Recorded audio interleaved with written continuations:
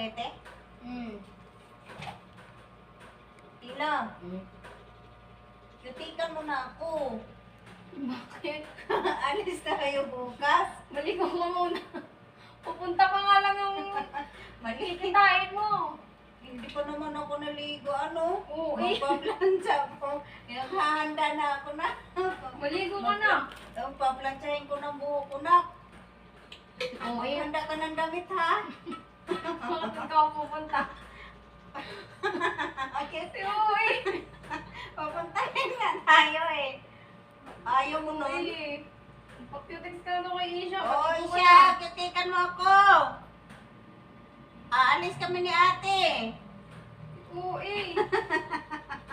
Pupunta pa nga lang ng Pinas. On time yun, pag nagsabing ganon, punta dito, ganon agad, punta,